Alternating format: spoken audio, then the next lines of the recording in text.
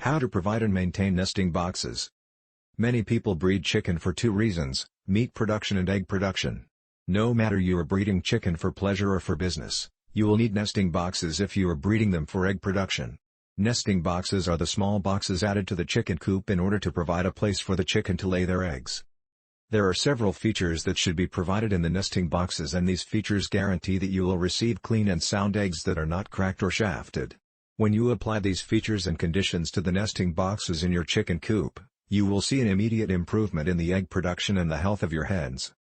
The first thing you should care about is the amount of the nesting boxes to the number of chickens. Every 2 to 4 chickens should have one nesting box, so the mean ration for the number of nesting boxes to the hens is 1:3. This ratio guarantees that every hen gets its own place to lay its eggs.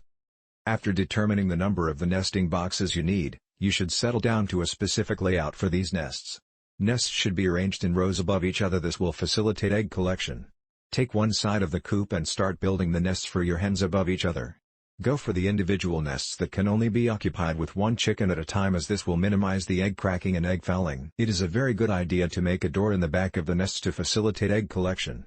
Collecting eggs through this door will decrease the times you need to enter the coop, and that will decrease the disturbance of your hens. Collecting eggs from the outside is much better solution, especially if you have large number of hens in one coop. Make the opening of the nesting box smaller than the dimensions of the nesting box itself. Also make the height of the nesting box very low, and that will prevent the hen from moving inside the box.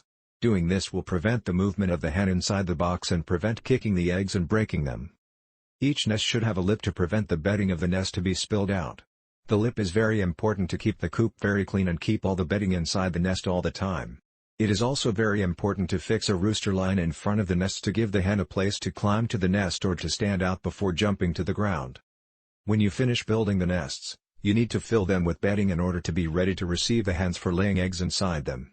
It is very important to keep this bedding clean and change them periodically, because the hen will tend to lay outside if the nesting box is not clean enough or the bedding is damp. There are two choices for bedding: straw and wood shavings. Wood shavings are better than straw because they provide an extra dry media for the hen to lay its eggs inside. In the meantime, it provides a good support to the eggs and prevent them from cracking. Make sure that you change that bedding periodically and check them for dampness. Changing the bedding and cleaning the nest from inside will help preserving the health of your hens. Hens always use their beaks to pick the wood or any object around them. This may cause the splitting of some wood chips, and that may hurt the chicken. Always check your nesting houses every month and see if there are any splintered wood.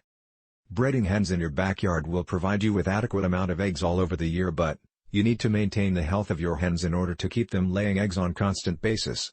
Investing in good quality nesting boxes will help promoting the welfare of your birds, so do not go for the cheapest material in the market, but make sure that you get the best materials that you can afford. Check below or above to get the link to access a free 54-page ebook, Building a Chicken Coop.